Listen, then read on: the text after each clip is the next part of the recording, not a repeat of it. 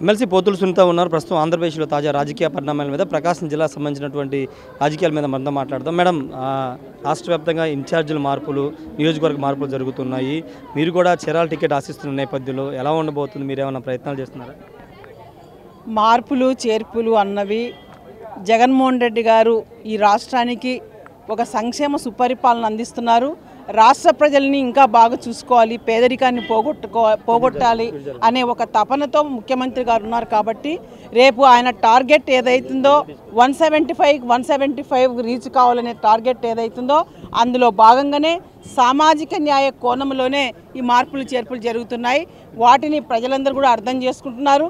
ఖచ్చితంగా 2024 జగన్మోహన్ రెడ్డి గారికే ఈ రాష్ట్ర ప్రజలు అండగా నిలబడబోతున్నారు. అంటే చీరాల టికెట్ గురించి ఏం చెప్తారంటే, మీరు కూడా ముందుగానే పార్టీలోకి వచ్చారు, పార్టీకి పనిచేస్తున్నారు, బీసీ మహిళ, మీరు ఈ కోటాలో ఏమన్నా టికెట్ ఆశిస్తున్నారు? వచ్చే అవకాశం ఆశించడంలో తప్పులేదు.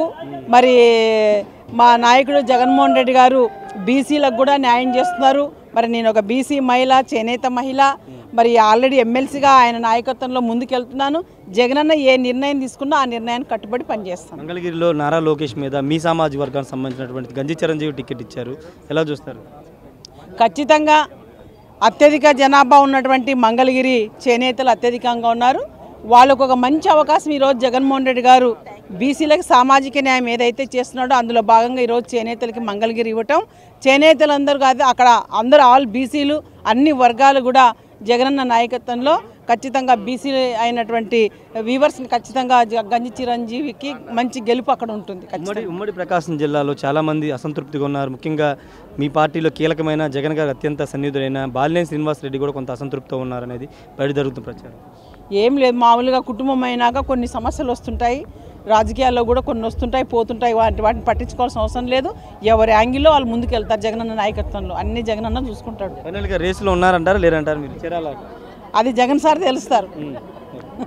మీరైతే ఆశిస్తున్నారు? నేను ఆశిస్తున్నాను, జగనన్న తెలుస్తాడు. Okay, thank you madam. ఖచ్చితంగా చీరాల టికెట్ ఆశిస్తున్న మాట వాస్తవే.